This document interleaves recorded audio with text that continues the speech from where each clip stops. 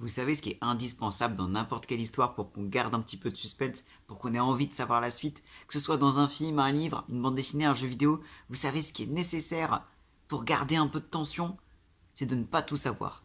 Alors de pas tout savoir, c'est-à-dire de garder du suspense. Que nous, en tant que joueurs ou lecteurs ou spectateurs, on ne sache pas tout, même dans une scène qu'on nous montre. Ça paraît peut-être un peu bizarre là comme ça, je vais vous expliquer ce que j'entends par là. Dans beaucoup de films d'horreur, l'émotion qu'on est censé ressentir, c'est la peur. Vous êtes d'accord avec moi? Quand même. Pourquoi est-ce qu'on a peur? Principalement parce qu'il y a des images qui sautent, parce qu'il y a des monstres, parce qu'il y a une musique terrifiante.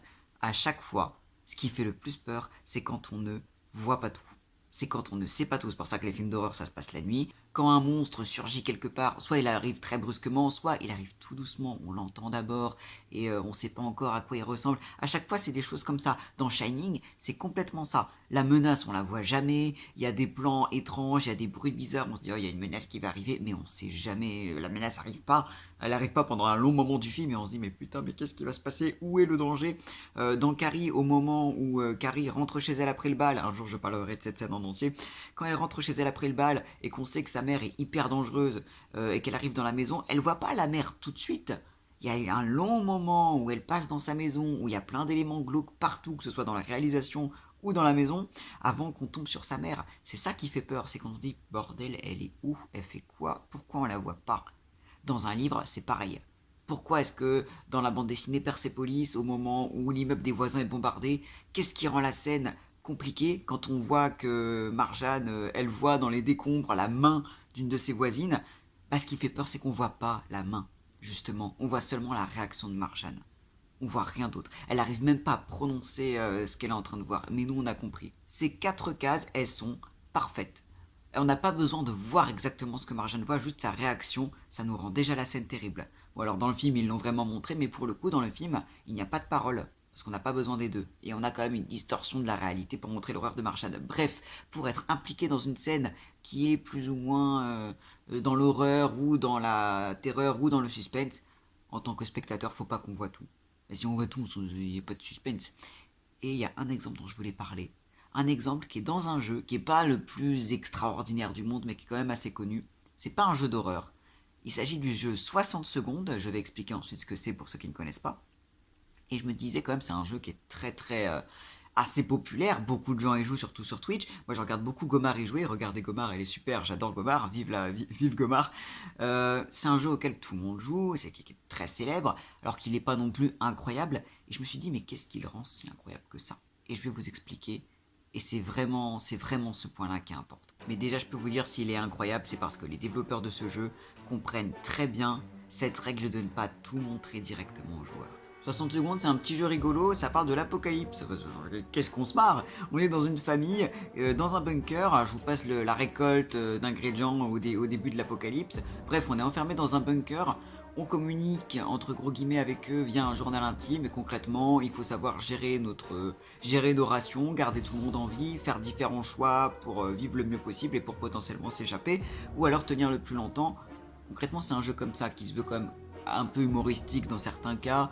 C'est un jeu de type un peu die and retry. Ça veut dire mourir et recommencer. C'est-à-dire les jeux où il y a beaucoup de façons de mourir. Bah oui, les personnages ils peuvent mourir de faim, de soif, de maladie, ils peuvent mourir de blessures, ils peuvent se faire emporter par des pillards, ils peuvent muter, ils peuvent décider de se... Enfin, il y a plein de façons de perdre la partie.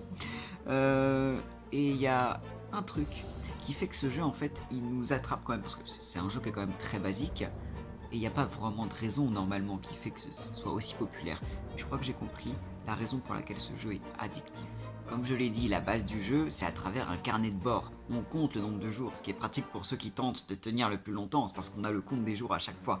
Pour passer d'un jour à l'autre, on a un écran qui dure quand même à peu près 5 secondes, c'est beaucoup 5 secondes pour un écran de transition, et c'est pas fait pour rien. Donc l'écran c'est d'abord un fondu en noir, puis ensuite des lettres qui apparaissent, des lettres qui indiquent soit le jour suivant, soit le mot fin. Et rien que là, tu vois, le fait qu'il y ait un petit temps noir entre les deux, ça nous génère du suspense. Parce que si la partie est finie, c'est les personnages sont morts, le mot fin apparaît.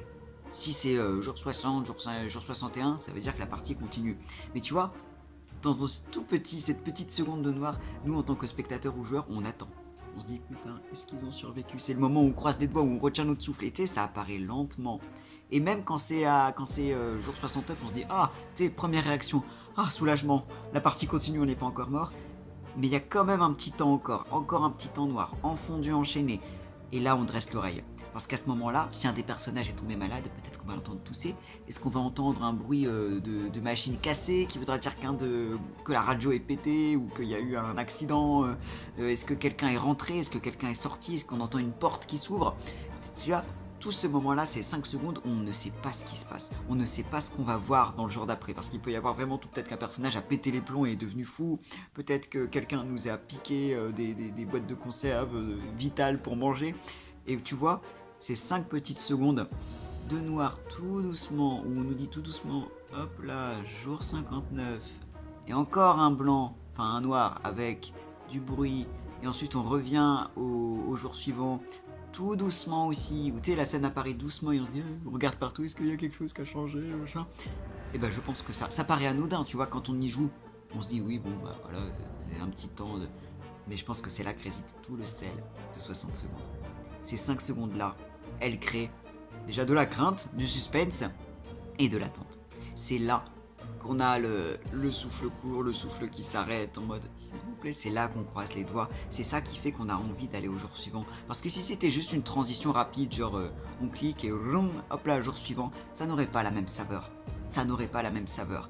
C'est vraiment pour ça que je trouve que c'est un jeu très bien pensé. Tu vois, un jeu simple, ça peut être un jeu simple, tu vois, mais un jeu bien pensé. Parce qu'on connaît les codes de la narration. Voilà, c'est uniquement de ce jeu-là dont je voulais parler. J'aimerais bien un jour vous parler vraiment de cette scène d'Ankari qui est vraiment folle à analyser, parler de plein de choses. Mais regardez dans votre entourage, enfin dans votre entourage, parmi les choses que vous aimez, les livres, les films, n'importe quel type d'histoire, à chaque fois, essayez de chercher pourquoi est-ce que vous avez du suspense. Est-ce que c'est parce que le danger n'arrive pas immédiatement? Est-ce que c'est parce qu'il y a plusieurs cases avant d'arriver au dénouement? Est-ce que parce qu'il y a un temps de chargement qui est long mais en même temps qui est travaillé pour? C'est toujours comme ça. Et ça, c'est la base dans une réalisation, dans la réalisation d'un récit. Et je trouve que 60 secondes, qui a l'air très modeste, eh ben, il ne serait pas aussi populaire ni aussi célèbre si les développeurs n'avaient pas pensé à mettre cette transition particulièrement bien étudiée. C'était uniquement ça que je voulais faire, sinon bonne année. Voilà.